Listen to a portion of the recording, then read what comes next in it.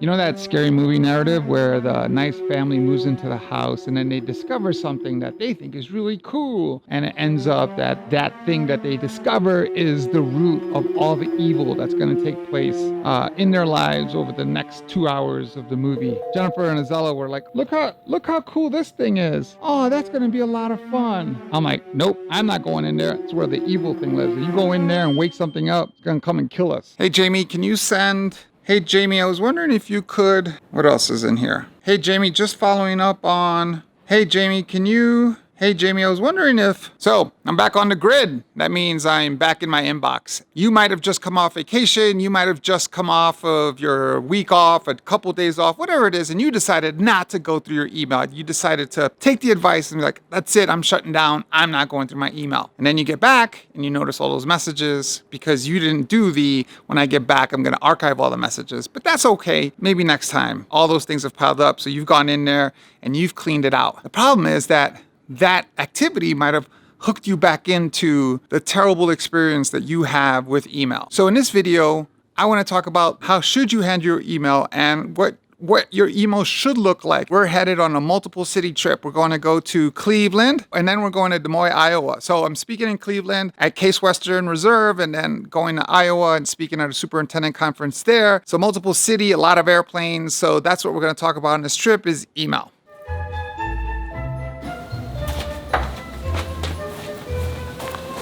I think I heard something. Now looking back, eyes on the freeway, Bonnie and Clyde, a classic cliche. We're on the run. This is what we waited for. Headed to Flagstaff Airport, and I am bringing my gladiator sword and shield in case I have to fight someone for a parking spot. Why don't people in Flagstaff pave their driveways? I don't understand why that is. Mala mía, si tú estás buscándome juego, un día te dejaré. And for the second time in a row, I found a spot up front. It's like the Wild West of parking lots. Siempre hace cosas que no debe. Se pone coqueta, que hasta en las fotos me etiquetan, yeah.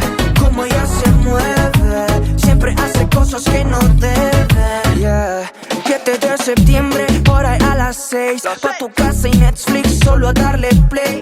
Era mexicana, me dijiste, wey, mejor que mi novio, si tú que lo haces.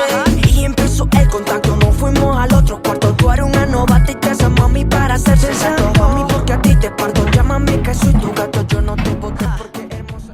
Gotta get up early tomorrow to go present at Case Western University. But before I shut down for the night, I want to just start this conversation about email. And I want to talk about why it's important to have this process. You don't want email to control you. You want to control email. So I'm going to walk you through my process because I get a lot of email and I don't have a lot of time to respond to those emails because I'm on the road a lot. So I don't have a choice but to limit the time that I spend reviewing emails. I think we're trained to be responsive, but we got to keep remembering that we're being responsive to someone else. We're not being responsive to ourselves. We're not taking care of our to-do list if all we do is sit there and respond to emails. I've seen people with email signatures that say, we'll respond to you within 24 hours. Like that's pretty good customer service if you're in the customer service department. But I've seen people whose job is not to answer emails say, I will respond to your email in 12 hours because I don't sleep and I'm a robot. Is that the expectation that you want to set? That other people's to-do items are so important to you that you're willing to put a time clock on how long it will take you to respond to someone. That you're so willing to take care of someone else's to-do list that you put aside your work, the work that you have to be productive for. You're willing to put that aside to respond to other people's to-do items. Is that the message you want to send? That's what I need you to think about. All right, I gotta go to bed. All right, headed to a breakfast and then over to Case Western to speak at the event there. Just finished up my presentation at Case Western. My lips hurt from talking so much afterwards. I probably talked to like 200 people after the event. And now I'm headed back to the airport so I can get to Des Moines, Iowa for my next event. I want to talk about my strategy. So part of the problem that I face is that I go all day and I don't get a chance to check my email. But let me tell you what I do when I am home. I grab my first cup of coffee, and the first thing I do is I clean through my email. I go through it, I see what's in my inbox, and I quickly archive anything that I don't want. If there's things that I need to reply to, I don't reply to things right away. I just look at it once. This is something I need to do today. This is something I need to do this week. This is something I don't have to pay attention to right now at all. And this is something I can wait for whenever I have time. Those are the categories that I use. I set those up. I clean those out. If there's nothing urgent that needs my attention right away, something from your boss, something from your client, something that needs an immediate action or an immediate answer, I'm done with email. I put it aside, close it out, and I don't check again until my next scheduled time to do it, or if I get a break between now and the next scheduled time. Usually the next time I tackle email is around lunchtime, either before lunch or after lunch. I go through my inbox. I spend about an hour of time, one, answering the emails that I said I needed to answer today, because I don't want to wait till the end of the day, and two, cleaning out the next wave of emails that came in and labeling them and putting them in the right categories. And then I'm done with the email until the end of the day, where I do the same thing again. If there's any outstanding emails that need to be answered today, I do that. If not, they go into a pile. So I check my email 3 times a day.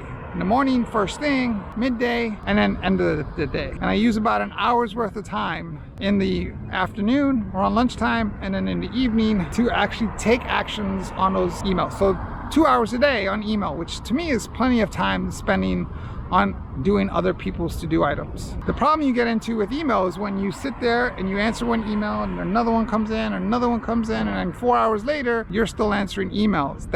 You got to avoid that. And you avoid that by blocking out times to actually focus on your email. All right, my Uber just pulled up. Time for me to head to the airport.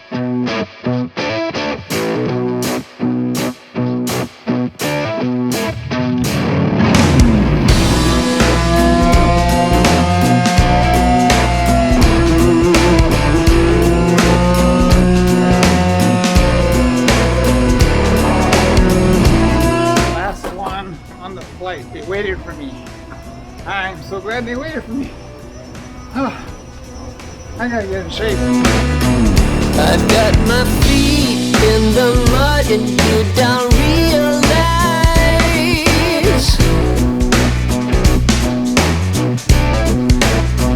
how with a walk down the alley you got me twice. Now this is what I call a room. All right, so I made it to Des Moines, Iowa. Downtown, it's pretty empty, and it's probably because there are no Democrats here. They're all in Detroit debating at this very moment. I thought one of them would be like my Uber driver. So we all have email pet peeves, and I definitely have some of mine. For example, if I hand you my business card, I don't know what makes you think that I gave you permission to put me on some newsletter or marketing distribution list. Your consulting company barbecue from last week, I don't want to see that. Another big pet peeve that I know lots of people have is this including everyone in an email message, including everyone who signed the Declaration of Independence. I'm a big fan of over communication, and I totally get it, but I can guarantee you that if the people that you included just as a FYI are doing their job correctly, they're not even reading your emails. So really consider who it is that you're sending your email to and who you need to CC on those emails, because that's absolutely critical and important. I just got bit by something. Ow, what is that? So I believe it's my duty to break up those chains. And so when I am the recipient of one of those emails with lots of people on it, I just reply back to the sender and break up the chain. Another pet peeve of mine is when I am networking and I'm connecting someone with someone else. Joe asked me to connect you guys. I asked Jan, she said, cool. So here's the email connection. And then 75 emails later, I'm still part of that chain. Like, where are we going for breakfast? And then, 7 years later, where are we going on our honeymoon? And like, it just keeps going on and on and on through that email chain. So once 2 people are connected, the courteous thing to do is say, hey, I'm replying back to you, putting Jamie in blind copy, and we'll continue the conversation. Simple. And I'd say that only happens about 50% of the time. Put them in BCC, and then they'll never get another email after the last one you send. That's the right thing to do. If I look at my inbox and I see a lot of like, take care of this week kind of emails piling up there, I will block out time on Friday between 9 a.m. and 11 a.m., whatever time that I need, I will block that time out, put it on my calendar, and I will deal with all those weekly emails that I need to deal with. The emails that I've labeled due this week, I'll put in that pile and I'll take care of those on Friday. All right, next I want to talk about how you structure an email. What are the components of an email? What are the tips, the tricks, the things that I've learned over 25 years of actually sending out emails? And I want to talk about that next.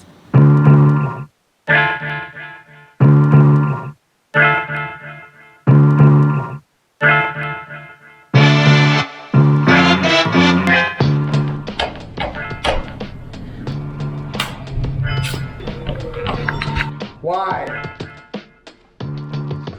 All right, so I am headed to do my talk in Des Moines, Iowa. All right, let's go. Just overheard at the coffee stand. Hey Charlie, did you hear about Lauren? She got probation. I love what people talk about in public. These cameras are waterproof, right? It can rain like this and the camera's gonna be fine. Is that right? I hope they're waterproof. So I want to finish up this episode on email and how you can get a grip on it, and just with some quick tips and things that I do to manage the way I write emails, because I think that's important as well. And the first place to start is, do you need to send the email? If not, don't send the email. The second thing to think about is the subject line. The subject line is like those headlines in newspaper. What gets your attention as you're scanning through a newspaper? The same is true with email. So if I'm scanning through a bunch of email, or the person I'm sending emails to is scanning, I want them to know what this is about, or there's a direction in the subject line. My favorite subject lines are the ones that end in EOM, end of message. Hey, I set up time for us to talk about this tomorrow, end of message. That way I don't even have to open up the email to see that there's nothing in it. And if it's something you need the person to do in the email, write it in the subject line. Hey, this is about the conference next month. I need you to approve this description. Or I need an answer by Friday, please review. Obviously we talk about spelling people's names correctly on this channel, so make sure that when you're sending an email out that you actually know how to spell the person's name. Here's a tip. It's usually in the email address, so you don't have to go very far. Obviously, you want to have some type of action in the email. What is that action? This is what I need you to do. Be clear. Don't be vague about what it is that you want the person to do with your email. And then the last tip I have is to keep your emails concise. Keep them short. You know, if you get into 5, 6, 7 paragraphs worth of content, nobody has time to read those. So be precise, get to the point, be conversational, but don't drag on and on and on. Quick, short emails will get you quick, short responses. Okay, that's it. Headed back to Flagstaff. Hopefully I make it. I guess it's raining in a lot of the country, and that always has an impact on flights and connections, and you just gotta cross your fingers and hope for the best. What do you do with emails? What are your strategies? What are your tips that you can share with the community around how you handle emails, or how you react to emails, or which are the types of emails you respond to, and all those things that can help all of us. All right? Like, subscribe, and share, and I will see you guys in the next video. So my flight from Des Moines to Denver is delayed right now, like 90 minutes, which means that there's no way for me to get the flight from Denver to Flagstaff. I'm probably spending the night in Denver. Oh baby, I love your madness. It's so incredibly beautiful. Oh, you shine like gold, so selfless to all, and wild like an animal. Oh, some would say I'm insane in the right way, but I just love to play and you're fun and your games. Always hungry for more. All right, so I got to spend an extra night on the road because my connecting flight was missed, and I am in a completely different city than I was supposed to be in. I'm in Dallas, and you got to make the most of these things when they happen, right? You can't freak out. You have no control over it. You just go with the flow. I got a great night's sleep. I got like 9 hours of sleep last night. I got this great view of the runway where I sat here for hours and watched planes take off and land, and got to shoot some time lapses. So you gotta make the most of it. Anyway, let's get back to Flagstaff. Me to pieces, yeah, I need it. Want your pandemonium. Life is so easy.